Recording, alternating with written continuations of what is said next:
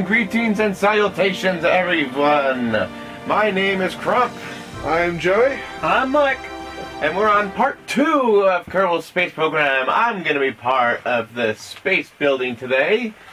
Fail for everyone. Woohoo! As you saw in our last episode, I was playing, and I made a rocket that didn't make it to space because my engine blew up. Alright, I'm actually... Play as Fagballs. Okay. Fagballs will be our... Okay, I forgot to mention this in the beginning, but this opening area that you saw, there was a space plane hangar, and then the this building one where you build the rockets, and then the third one's like space tracking when you finally do get good enough to actually have stuff in orbit, and you can then swap to those ships in orbit. Yep. But, by the way, our review of the game will happen in part 3 where I play, and most of the games we play will have 3 to 4 parts to it, unless you, the viewers, ask us to do a full Let's Play of the game, in which we'll actually go through the entire story. Otherwise, we'll just do little highlights of the games that we play. And let's watch as Jesse fails. there we got like fighter style cockpit and a smaller SAS module stabilization, which will keep him pointing in the right direction. Pretty sure my rocket will be the equivalent of a bottle rocket. It's going... And that's it. We shall name it Derp. Derp indeed. What kind of engine you getting here? I don't know. I'm just selecting stuff that fits, really. That's a good way to go at the beginning. I'm sure they do that at NASA all the time. You know, if that looks like it fits, why not? Why not? Bolt it on! We'll send it to space. Well, I'm kind of going... It's only $1 million! It's kind of like what I said in part 1, where I said the stereotypical look of a rocket. That's the kind of thing I'm going considering for. the level of fail of most people that play this game, the Kerbal Space Program must be severely well funded. I mean, you know, NASA can't get funding at all, but, you know, these little guys, you know, they have complete funding. And to be honest, the amount of fail is due to the difficulty of this game.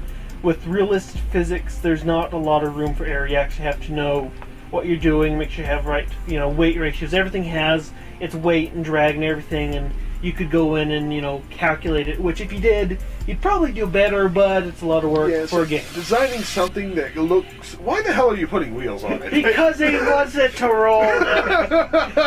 They look like donuts. Oh, okay. There we go. I'd like to hear that response at NASA. Why are you putting wheels on that? It looks like donuts! Carry on then.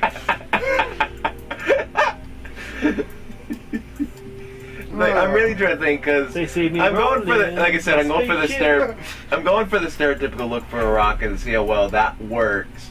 And so I'm really kind of considering. We already saw how the stereotypical thing. Look, let's make a fail. No, that's your job. You're always good at fail. I'm gonna get us into actual space and show them how to get in orbit. Oh, there we go. There we go. That works, This will be arm explodey. Okay. Hang on, we need that. So you get thrusters. Exploding McKaboom is the name of the ship now. Exploding McKaboom. See, That sounds too much like Markiplier. Alright, there we go. And you can barely see the ship. Maybe some aerodynamics on the top of those giant that's right. Twinkies of a launch DDT whippers. Those will work, I guess. I guess. A bit better than just standard, I suppose. So what is our name of this thing, Captain? How do you spell? That's a sound of I think I know what to spot. There we go. Yeah, actually. Anyone that didn't see that, I just basically pounded the keyboard. No dare! I don't think this saw anything. This is audio. Alright. Alright. Jebediah! We all love Jebediah. He's our favorite Kerman. He's always so excited, even when he's in certain death. Especially considering this rocket has no parachute. He will die. He just realized this. Oh boy. We're sorry, Jebediah. We love you. Throttle up. Hello. 10, 9, 8. Hot dang it, stop. Whee! you're going to want to throttle down, my friend, otherwise you're overheating.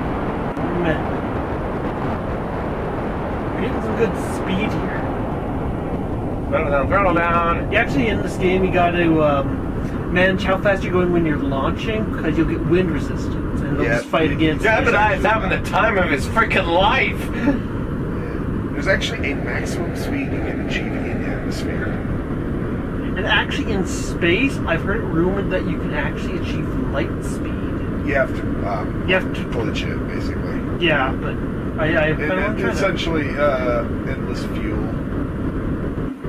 Yeah. If you guys want to know more about... Is that the moon or the Death Star? If you guys want to actually know about the whole, the real physics behind it, there's this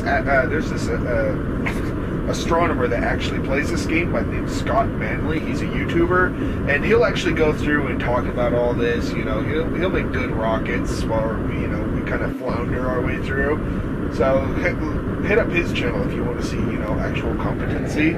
But for this is just an introduction to this game. Trying to give you a general idea. Do you want to buy? Do you want to pass it up? Is this your kind of game? Because this is the kind of game where it's a lot of fun to play around in, but unless you're kind of serious about trying to land on the stuff, it might not be your cup of tea. Yeah. Although as I said, this game is in heavy development right now, so there's not a campaign mode out. There will be eventually, although there's tons of mods for this game. So if you like modding, you enjoy that. This is probably a good thing for you. Another thing about this game is that the developers have already added in little Easter eggs that you can find called monoliths. And they exist on every system in the game. Really? I didn't know that. Yes, they are basically on every world, I believe. In fact, there are some little hidden ones, like magic rock and stuff like that. A little tiny rock that basically just orbits one of the planets. And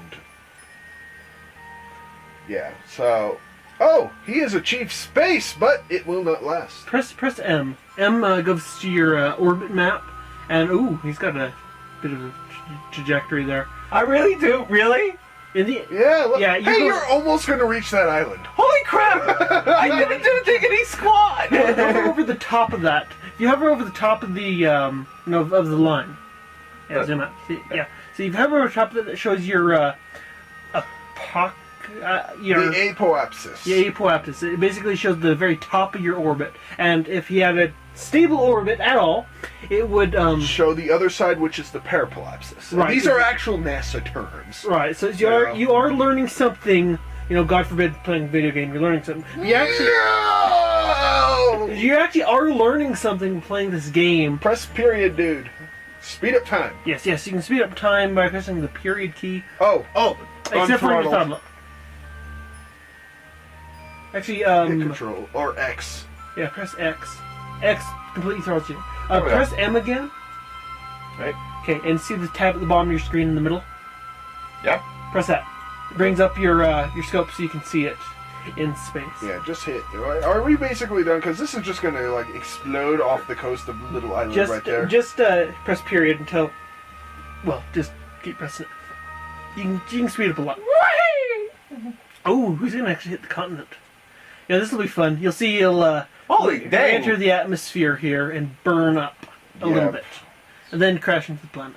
It kind of acts like the real atmosphere in that, you basically... There is heat friction in entering the atmosphere. However, little flaws in the ship. I'm on fire! Normally, this would cause the ship to explode. Whoa. They haven't actually added in the feature where this matters. Yeah. So this is basically what happens if you don't plan. Holy crap! Now it's white fire. Eventually, you will have to worry about heat shielding and all that. But there are a few little flaws in that, which they said they are going to add in, and they're going to make this pretty darn realistic. Which it's already close. This is basically a playthrough of what happens when you don't plan ahead. Yeah. When the NASA developers say meh. Yeah. It's like, we don't need a parachute or, separation. That'll just clog up the glove compartment. Yeah. And nice. Goodbye, Jebediah. We love you. That was pretty. Alright, let's get out of this. Alright. You have enough time to make another one if you want, Jesse, or are you going to want to say you're over? Well, let's just leave it on to part 3. Sign off now. All right.